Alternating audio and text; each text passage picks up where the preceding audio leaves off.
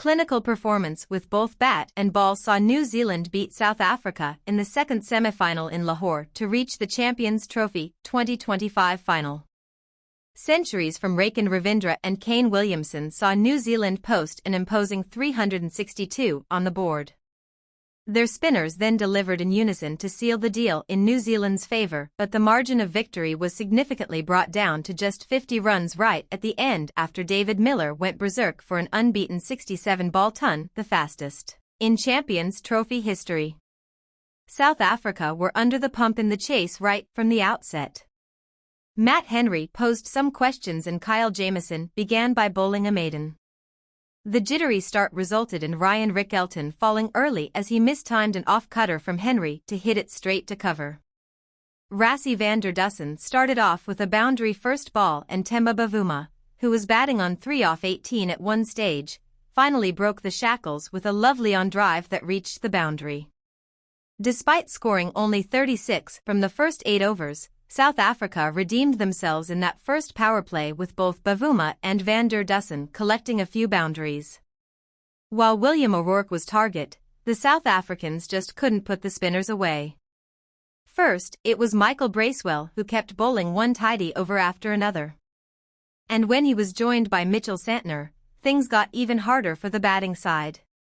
Despite the good start by the spin duo, South Africa were still in the game when both the set batters brought up their respective half-centuries. But the chase fizzled out when Santner removed both the batters in a matter of a few overs.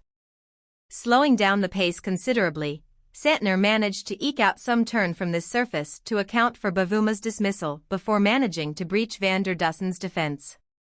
At that point, South Africa literally needed something special from Heinrich Klaasen to pull off a spectacular win. However, the New Zealand skipper stood tall for his side yet again and came out on top of a much-anticipated one-on-one clash against the maverick South African keeper-batter, who mistimed one straight to long on. From there on, it was one-way traffic as Bracewell then rounded off his spell with a wicket before the likes of Ravindra and Glenn Phillips joined the party as well by combining for 3 more dismissals.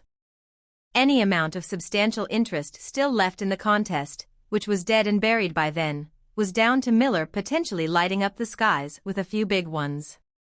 With just the tail to bat with, Miller stunned the opposition and the small crowd that was still present out there despite knowing the outcome. Batting on 47 off 43 by the end of the 46th over, Miller farmed the strike for the major part of the next 24 deliveries and took on Jamieson and O'Rourke for a flurry of boundaries. Needing 18 from the final 6 deliveries for a spectacular century, the South African finisher got the job done when he needed 2 from the final ball. His heroics significantly reduced the loss margin, which at one stage looked like it would be beyond 100. Earlier in the day, an efficient batting performance from New Zealand saw them put up a massive total. Ravindra looked in great touch right from the start, and even though South Africa, for a brief period, pulled back the run rate after getting rid of Will Young, New Zealand regained control once Williamson got going. Ravindra in particular was in a murderous mood as he kept finding the boundary with Williamson playing second fiddle. Keshav Maharaj, who put the lid on the scoring rate for a while, was taken apart by the duo eventually as they hit him for a 6 each. In the process, both batters brought up landmarks as Williamson got to his 50 off 61 deliveries, whereas Ravindra reached 3 figures for the 5th time in his ODI career, with all 5 of those tons coming in ICC tournaments. Williamson then took charge after Rabada's departure, with Daryl Mitchell biding his time at the other end. The former skipper repeatedly brought out the scoop and fetched success as he took only 31 balls for his second 50. However, it was that same shot that proved to be his undoing as New Zealand now went into the death overs without both the set batters.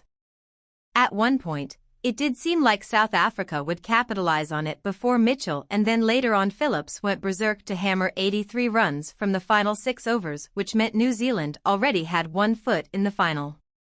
Brief scores: New Zealand 362 for 6 in 50 overs, Raken Ravindra 108, Kane Williamson 102, Glenn Phillips 49 *, Lundin 3 for 72, beat South Africa 312 for 9 in 50 overs, David Miller 100 *, Rassie van der Dussen 69, Mitchell Santner 3 for 43, by 50 runs.